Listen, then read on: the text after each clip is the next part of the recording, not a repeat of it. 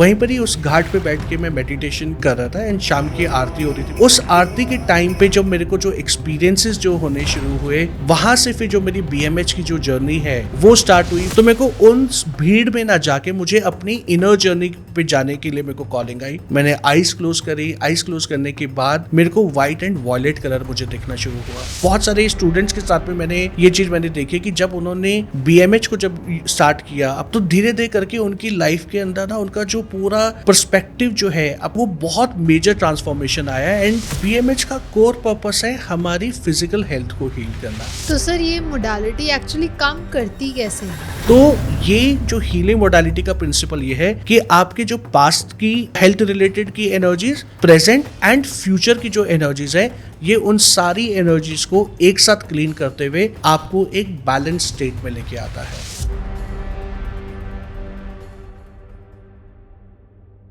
Hello everyone, मैं हूं आपकी होस्ट दोस्त ज्योति एंड आज मैं लेके आई हूं एक नया पॉडकास्ट। जैसे हमने बात करी थी पहले भी कि काफ़ी अलग अलग मोडालिटीज़ के बारे में हमने जाना था हेमंत जी से, लेकिन आज हम प्रॉपरली बात करने वाले हैं उनकी एक स्पेशलिटी जो उनकी खुद की है, दैट इज़ भगवान महामृत्युंजय हीलिंग। ये हीलिंग क्या है, कैसे उनको इंस्पायर किया, कैसे उन्होंने डाउनलोड किया एंड उनकी ये जर्नी कैसी रही। तो आज हम इन्हीं सब के बारे में बात करेंगे एंड बीएमएच के बारे में और बहुत कुछ जानेंगे। तो चलिए सर से बात करते हैं। वेलकम सर, कैसे हैं आप? Hello Jyoti, thank you so much. मैं बिल्कुल ठीक हूँ, आप कैसे हैं? बिल्कुल बढ़िया। एंड जितनी बार मिलते हैं और कुछ नया सीखने के लिए एक एक्साइटमेंट रहता है तो और अच्छे हो जाते हैं। Thank you. तो सर, जैसे कि मैंने लास्ट पॉडकास्ट में भी आपको कहा था कि हम बीएमएच पे एक डेडिकेटेड पॉडकास्ट क्रिएट करेंगे एंड स्पेशली इसी के लिए हमने आपको आज बुलाया है। तो बेसिकली अगर हम स्टार्ट करें बीएमएच के बारे में जानने के लिए, तो क्या ऐसा उसके बिहाइंड द स्टोरी क्या थी? लाइक कहाँ से आपको इंस्पिरेशन आया, क्या जर्नी रही, या कहते हैं ना भगवान आपको बुला रहे थे वो आपको ज्ञान देने के लिए और आप खिंचे चले गए बस? जैसे कि लास्ट पॉडकास्ट में भी हम लोगों ने ये मैंने बताया था कि यार कि I am a Shiva yogi. So being a Shiva yogi by default जो मेरा इंक्लिनेशन जो है वो भगवान शिव की तरफ रहा है। हर किसी का अलग अलग किसी गॉड और गॉडेसेस की तरफ इंक्लिनेशन होता है, बट मेरा जो था वो भगवान शिव के साथ में था बचपन से। And by the grace of God जब मेरी एक्चुअल स्पिरिचुअल जर्नी जब मेरी वो स्टार्ट हुई, वो भी भगवान शिव की एनर्जी से ही वो स्टार्ट हुई। अच्छा। तो जब इस जर्नी को जब मैंने स्टार्ट किया तो कहीं ना कहीं मेरे अंदर एक ये ड्रीम था कि मैं भी अपनी लाइफ में कुछ एक ऐसा कुछ क्रिएट करूँ, एक ऐसा अचीव कर सकूँ कि मेरे जाने के बाद भी लोग मुझे वो जान सके, मुझे पहचान सके। क्योंकि आई थिंक ये हर एक हीलर की ना एक ये विश होती है, हर एक मास्टर की एक विश होती है कि हम लोग एज अ मीडियम हम इस यूनिवर्स में, इस सोसाइटी में कुछ एक ऐसा कंट्रीब्यूट करें कि जो हमारे आने वाली जनरेशन जो है वो उस चीज़ों का वो फ़ायदा उठा पाए। तो इसी ड्रीम के साथ मेरी ये स्पिरिचुअल जर्नी स्टार्ट हुई। मैंने बहुत सारी मेडिटेशंस करी, खुद की कुछ चैनल मेडिटेशंस करी, छोटी छोटी मेडिटेशंस हुई, साधना हुई। बट करते करते करते करते लेकिन जिस दिन भगवान को ये लगा या यूनिवर्स को लगा कि अब मैं इतना कैपेबल हो चुका हूँ at the emotional level, mental level और physical level and above all at the spiritual level, कि मैं एक बहुत बड़ी रिस्पॉन्सिबिलिटी को मैं हैंडल कर सकता हूँ, तो उस दिन कहीं मेरे को ये इंस्पिरेशन मेरे को ये मिली कि मेरे को दोबारा से मेरे को ऋषिकेश जाना चाहिए। ऋषिकेश में बहुत फ्रीक्वेंटली मैं जाता हूँ। मैंने पहले भी बताया कि इस यूनिवर्स में अगर कोई सबसे फेवरेट जगह अगर मेरे को कोई पूछे जहाँ पे मैं हमेशा जा सकता हूँ, दैट इज़ ऋषिकेश। वहाँ की वाइब्स बहुत अलग है, वहाँ के कण कण में आपको भगवान शिव की एनर्जीज मिलेंगी। वो हर जगह महादेव है वहाँ पे। तो आई थिंक और जितने भी जो शिवा के साथ, भगवान शिव के साथ में जिनका कनेक्शन जो होता है या जो शिव योगी होते हैं ना, वो ऋषिकेश उनको खींच लेता है अपनी तरफ। बहुत फ्रिक्वेंटली मैं जाता हूँ। तो मैं ऋषिकेश गया हुआ था। मैं वहाँ पे अपने फेवरेट आश्रम परमार्थ निकेतन में मैं रुका हुआ था। वहीं पर ही उस घाट पे बैठ के मैं मेडिटेशन कर रहा था एंड शाम की आरती हो रही थी। मुझे आज भी बहुत क्लियरली वो दिन याद है।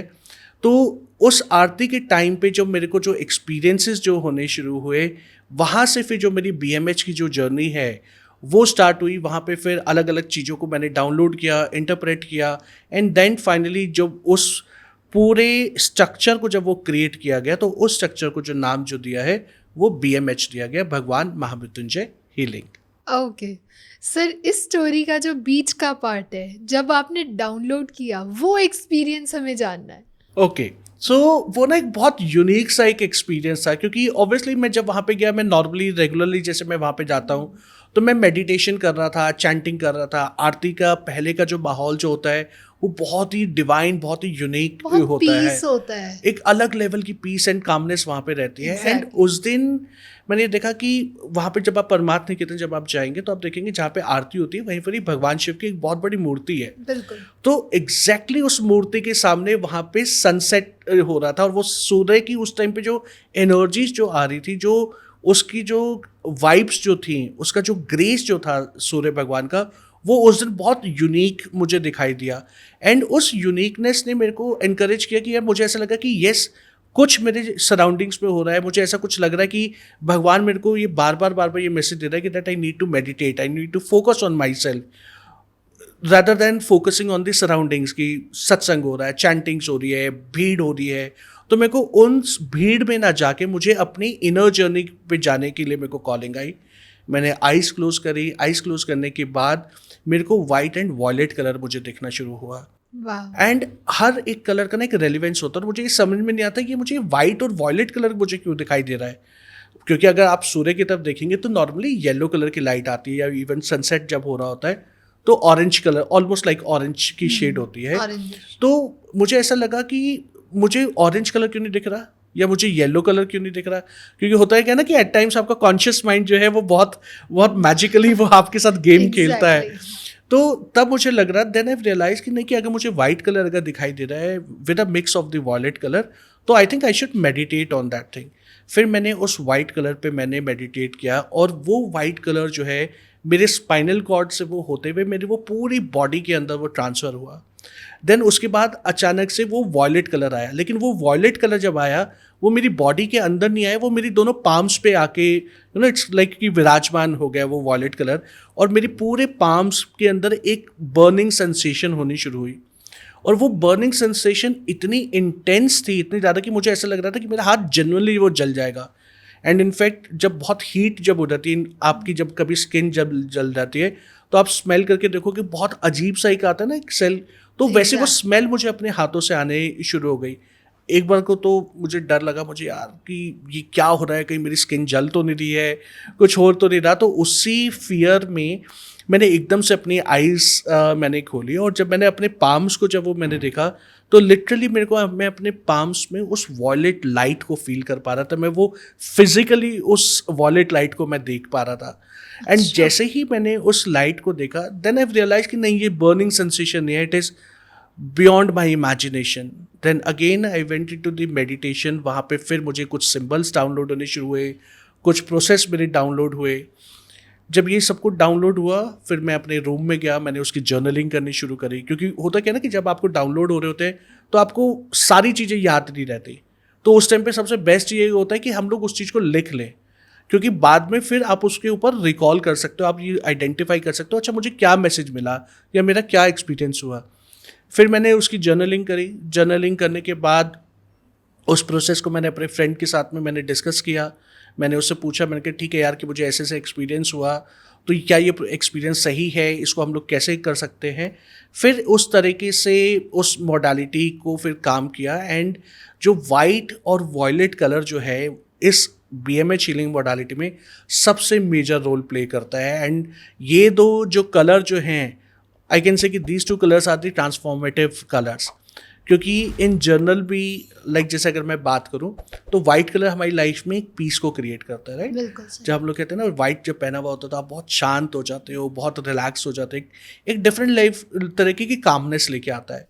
एंड वॉयलेट कलर हमारे स्पिरिचुअल वर्ल्ड में अगर हम लोग बोल लें तो हम लोग क्या करते हैं, जितनी भी जो नेगेटिविटी जो होती है, जितनी भी जो ब्लॉकेजेस होती है, वो हम लोग वॉयलेट फ्लेम में एक तो भेज देते हैं, ओके, ट्रांसफॉर्मेशन के लिए। दूसरा जो वॉयलेट कलर जो होता है वो हमारा क्राउन चक्र का जो सहस्त्रार चक्र जो होता है उसका कलर होता है। तो ये दो कलर जब मैच जब हुए तो ये बेसिकली क्राउन चक्र के थ्रू, उस कनेक्शन के थ्रू मेरे अंदर एक डिवाइन पीस को इग्नाइट कर रहा है।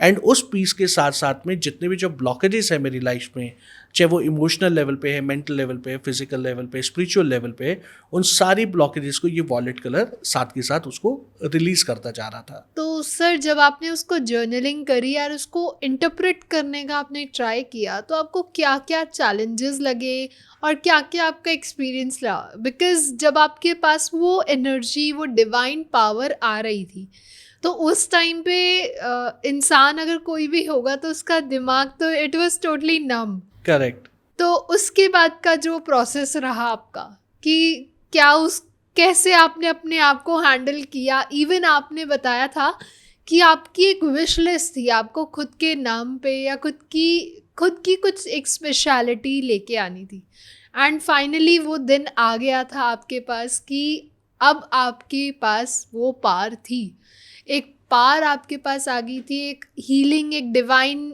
एक एनर्जी थी।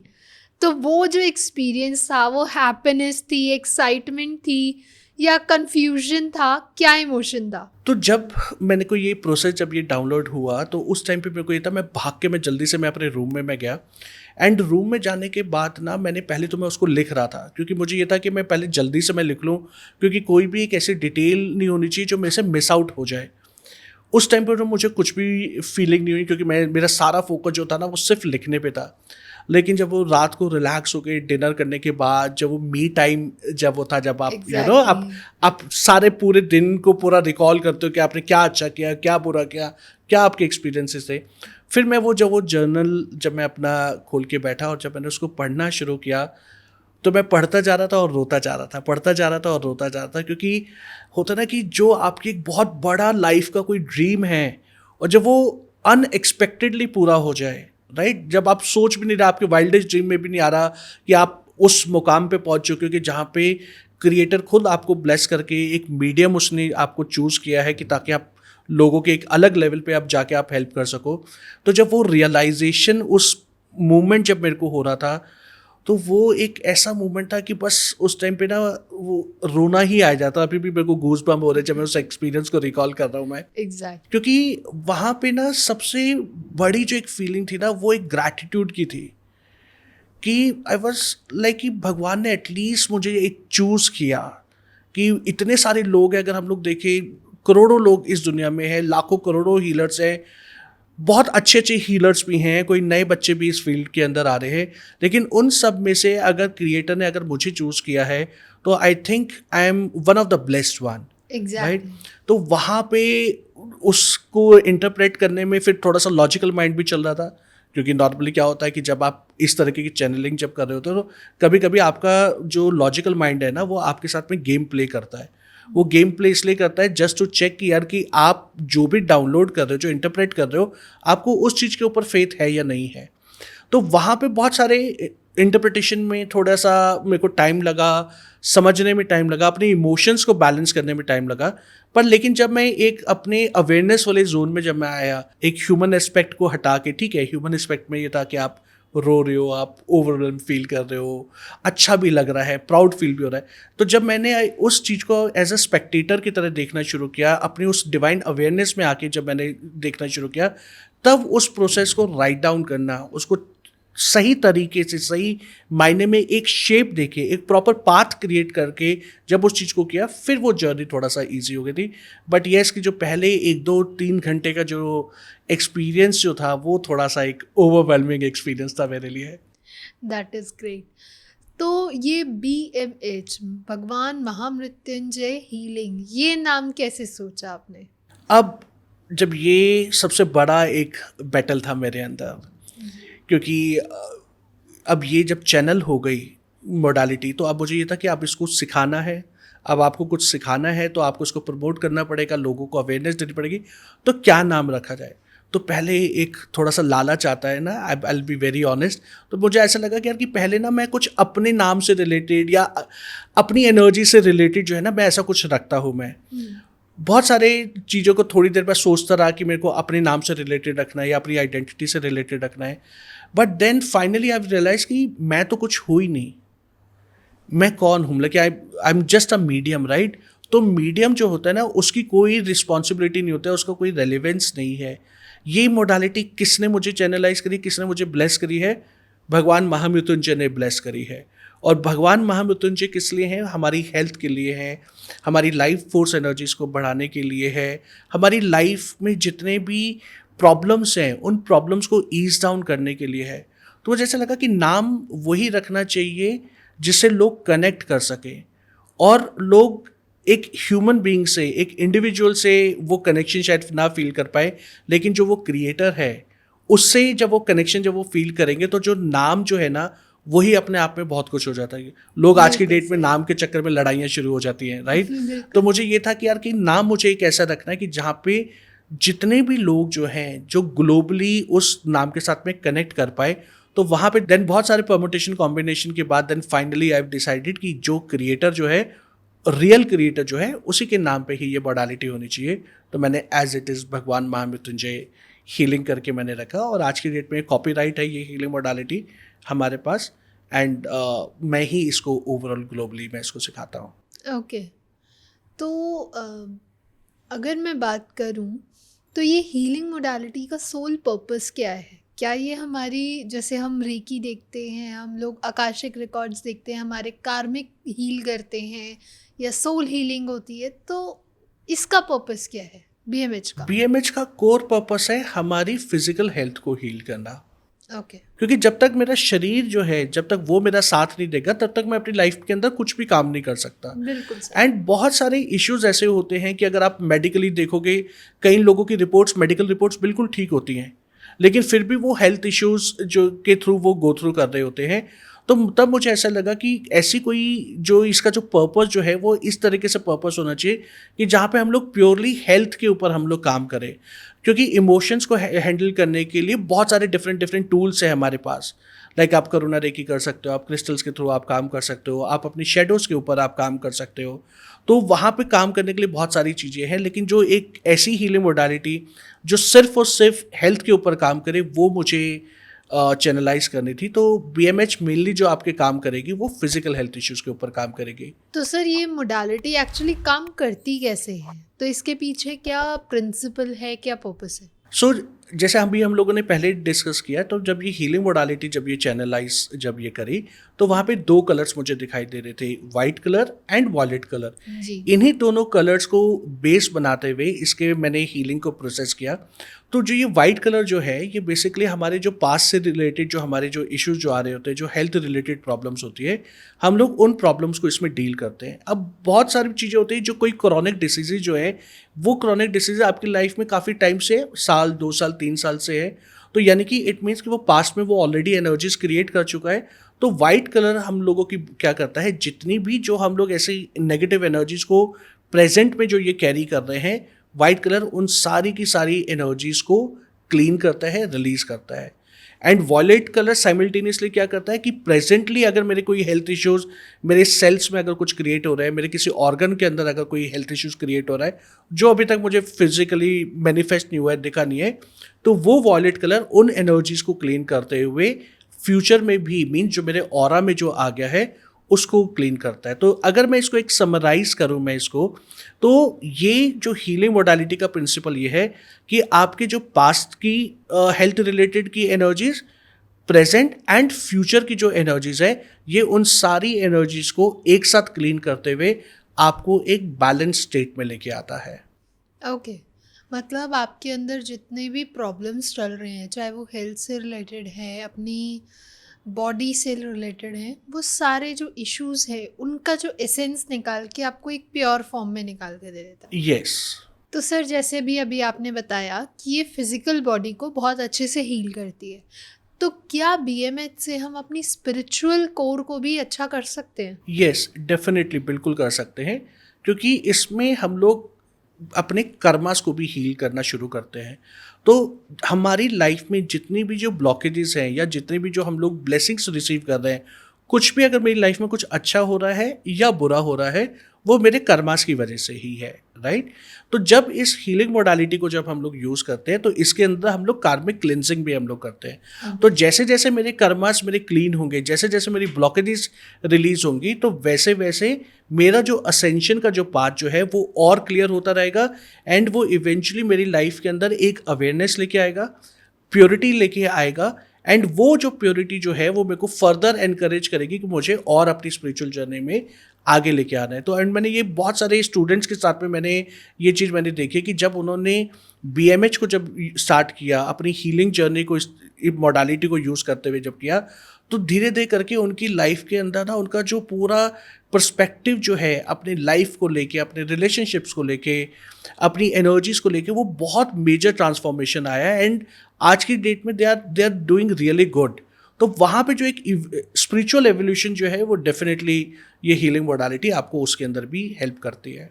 ओके, तो जैसे अभी आपने बताया कि आप सिखाते हैं ये मोडालिटी, तो कोई भी सीख सकता है या फिर कोई पर्टिकुलर उसने पहले उसका कोई हीलिंग पास जर्नी रही होनी चाहिए? नहीं, कोई भी इसको सीख सकता है। इवन कोई फ्रेशर अगर कोई है जिसने आज तक कोई भी हीलिंग मोडालिटी नहीं करी है, कोई फर्स्ट टाइमर जो है वो भी इस हीलिंग मोडालिटी को सीख सकता है। इसमें ऐसा कोई आपका प्रायर एक्सपीरियंस होने की ज़रूरत नहीं है।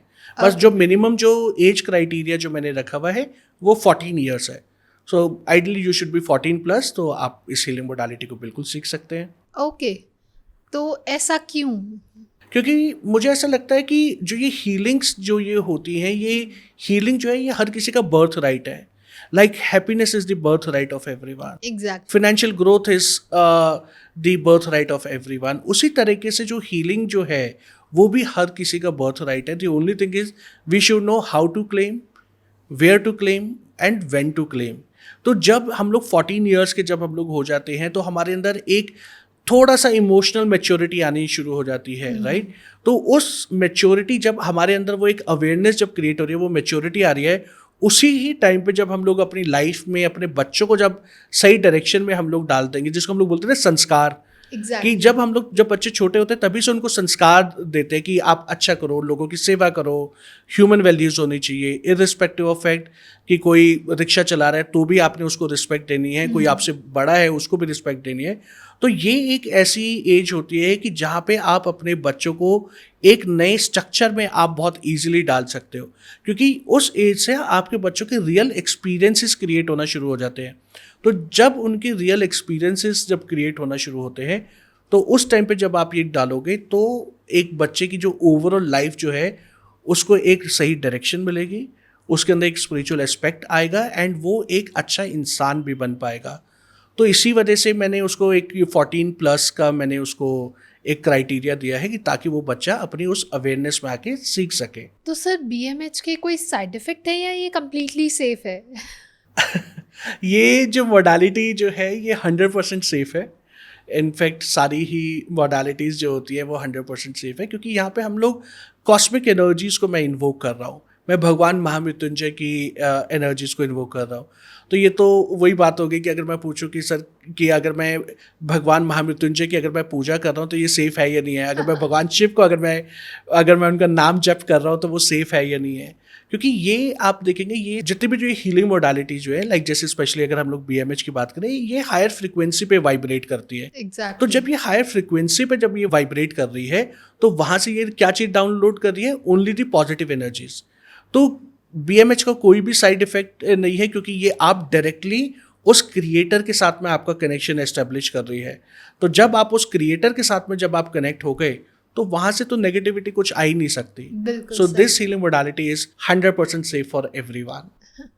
तो सबको एक बार ज़रूर ट्राई करनी चाहिए। येस, डेफिनेटली ट्राई करनी चाहिए। अगर आप किसी भी तरह के आपको हेल्थ इश्यूज हैं, माइग्रेन है, साइनस है, knee pain, joint pain, spine related issues, be it any health issue, even the chronic diseases also, if you are going through with all this problem, then definitely आपको BMH try करना चाहिए। Okay, तो ये इतनी सारी diseases को cure करने में हेल्प करता है? येस, डेफिनेटली करता है। एंड ये बहुत सारे हमारे पास टेस्टिमोनियल्स हैं, बहुत सारे ऐसे क्लाइंट्स हैं कि जिनके बहुत क्रॉनिक जो इशू जो है उनमें उनको रिलीफ मिला है। कुछ लोगों के तो प्रॉब्लम जो है वो कम्प्लीटली हील हो चुके हैं। तो अलग अलग इंटेंसिटी के जो हमारे जो डिफरेंट क्लाइंट्स के जो केसेस जो रहे हैं, they have got the ट्रेमेंडस results, and तभी ये हीलिंग मॉडलिटी जो है डे बाय डे जो है ये ग्रो कर रही है और ज़्यादा पावरफुल हो रही है। तो सर जैसे कि अभी आपने एक्सपीरियंस बताया कि काफ़ी सारे अमेजिंग एक्सपीरियंस रहे हैं, तो उनमें से कुछ अगर आप शेयर कर पाए तो। ओके, तो एक लेटेस्ट मैं अभी बताता हूँ। मेरी एक क्लाइंट है बेंगलोर में वो रहती है, तो उनको वेन्स का उनको बहुत ज़्यादा प्रॉब्लम थी, तो उनके ना लेग्स में बहुत ज़्यादा पेन था और इमेंस पेन था, और इतना ज़्यादा था कि उनके लिए वो चलना भी मुश्किल था।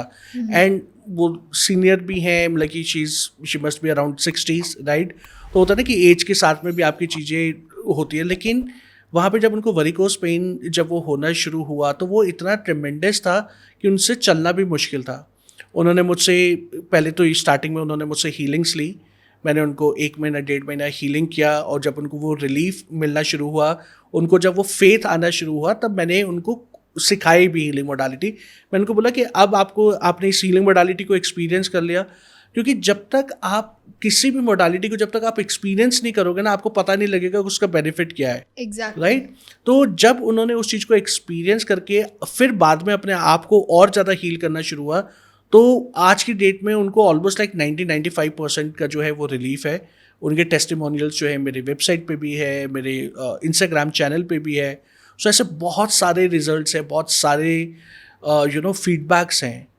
मेरी एक और क्लाइंट है जिसका रिसेंटली मैंने माइग्रेन रिलेटेड मैंने उसकी हीलिंग करी थी। आज की डेट में उसको माइग्रेन जो है वो बिल्कुल ख़त्म हो चुका है, एंड लास्ट 6-7 मंथ्स में उसको माइग्रेन अटैक एक बार भी नहीं हुआ। जबकि उसको ऑलमोस्ट लाइक हर 10 डेज़ के बाद या 12 डेज़ के बाद उसको माइग्रेन अटैक होता था। एंड माइग्रेन जिन लोगों को होता है वो बहुत ईजिली वो बता सकते हैं वो कितना पेनफुल होता है, क्योंकि आपका हेड की एक साइड जो है वो कंप्लीटली फ्रीज हो जाती है, वहाँ पे पेन होता है, आपकी बॉडी रिएक्ट नहीं कर पाती, वो इतना एक्सट्रीम पेन होता है, क्योंकि हेड की एक साइड तो वो बिल्कुल लाइट है, लेकिन दूसरी साइड जो है वो हैवी हो जाती है, राइट। एंड वो हैवीनेस को डील करना बहुत मुश्किल हो रहा है। बट जैसे जैसे मैंने उसकी BMH हीलिंग करनी मैंने शुरू करी है, और आज की डेट में लास्ट 6-7 मंथ से उसको एक बार भी माइग्रेन का पेन नहीं हुआ है। That's great. सर, सिखाते हुए ऐसे कोई अपने स्टूडेंट्स के अंदर इतने चेंजेस आपने नोटिस किए हो? यस, बहुत सारे चेंजेस देखिए। लाइक जैसे अभी जब हम लोग हीलिंग्स जब ये सिखाते हैं, जब आप इसका फर्स्ट लेवल जब आप करते हो, उसके बाद आपको 21 डेज जो है आपको सेल्फ हीलिंग करनी होती है, आप अपने आप को हील करते हो। तो जब मेरे स्टूडेंट्स ने अपने आप को हील करना जब वो शुरू किया, तो उनको एक चीज़ समझ में आई कि उनकी बॉडी जो है वो और ज़्यादा एनर्जेटिक हो गई। तो उनकी जो लथार्जीनेस जो थी, एक तो वो ऑलमोस्ट ख़त्म हो गई, वो बहुत एक्टिव बन गए। उनको ये चीज़ समझ में आया कि यार कि जो काम करने में पहले मुझे 1 घंटा या 2 घंटा लगता था, अब वो शायद वही काम जो है मैं हाफ एन आवर में करना शुरू कर दूँ। तो उनकी जो परफॉर्मेंस जो है वो उनकी इम्प्रूव हो गई। प्लस उनकी बॉडी के अंदर एक बहुत डिफरेंट तरीके की फ्लेक्सिबिलिटी आनी शुरू हुई, क्योंकि एट टाइम्स होता है ना कि हमारी बॉडी ना बहुत रिजिड हो जाती है। इवन जैसे कई लोग जब जिम वगैरह जाते हैं, तो कहीं ना कहीं उनकी बॉडी में थोड़ी बहुत स्टिफनेस रह जाती है, तो वो स्टिफनेस भी उनकी वो ख़त्म हो गई during this self healing time period. तो ऐसे है, बहुत सारी चीज़ें होती हैं कि जब आप उसको जब आप करते हो, और अगर किसी को कोई एग्जिस्टिंग इशू है, मान लीजिए कि आज आप हीलिंग कर रहे हो और आपको कोल्ड हो गया, तो अब कोल्ड की आपको मेडिसिन लेने की ज़रूरत नहीं है, वो अपने आप को हील करते हैं। जो प्रोसेस जो होता है हमारा BMH के अंदर, उस प्रोसेस को वो यूज़ करके अपनी हीलिंग करते हैं, एंड उनका कोल्ड बिल्कुल ठीक हो जाता है।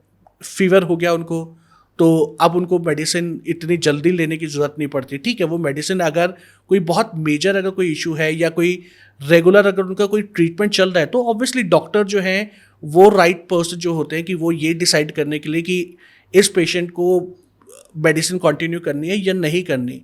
बट ये मोडालिटी क्या करती है कि उस मेडिसिन के एस्पेक्ट को और ज़्यादा हाई कर देती है, उसकी इंटेंसिटी, उसका जो ट्रीटमेंट का जो लेवल है वो और फास्ट हो जाता है। धीरे धीरे करके डॉक्टर्स खुद ही ये बोलना शुरू कर देते हैं कि अगर आपकी अब रिकवरी हो चुकी है, पेशेंट ठीक हो गया है, तो धीरे धीरे करके लोगों की मेडिसिन भी कम होना शुरू हुई है। तो सर, अगर किसी को सीखना हो तो क्या इसके प्रोसेस होते हैं, क्या स्टेजेस होते हैं? ओके, तो इस हीलिंग मोडालिटी के अंदर 3 हमारे लेवल्स होते हैं।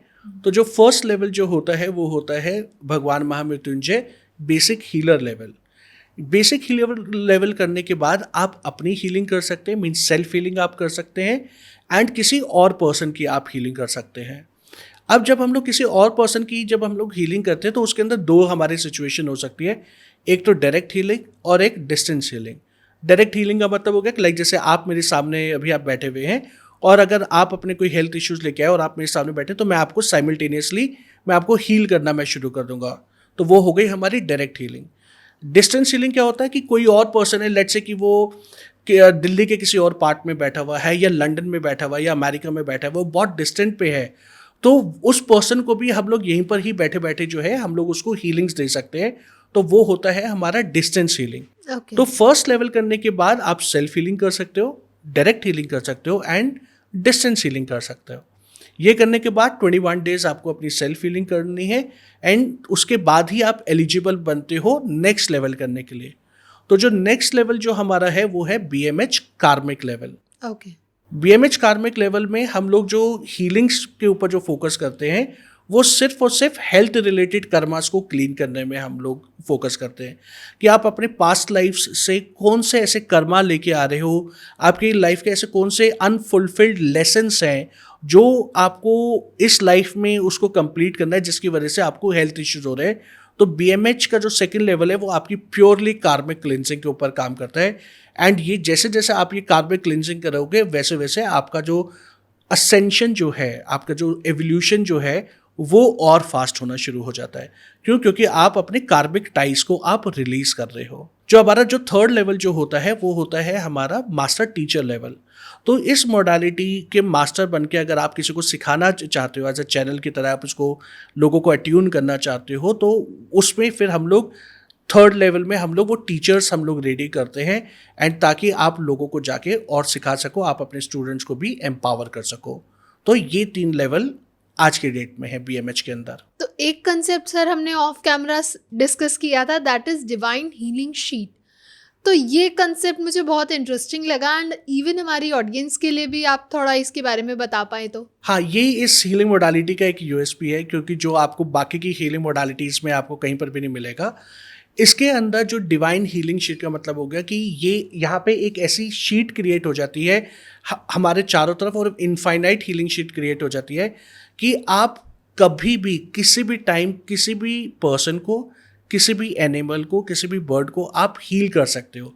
सो इट्स लाइक कि आपने अपने चारों तरफ इनफाइनाइट हीलिंग ब्लैंकेट पहने हुए हैं, राइट। लेट्स से कि मैं रास्ते में जा रहा हूँ, मुझे लगा कि यार कि ये कि डॉग है उसको चोट लग गई है, तो अगर मुझे उसको हील करना है तो मेरे को प्रॉपर उसको बैठ के हील करने की ज़रूरत नहीं है।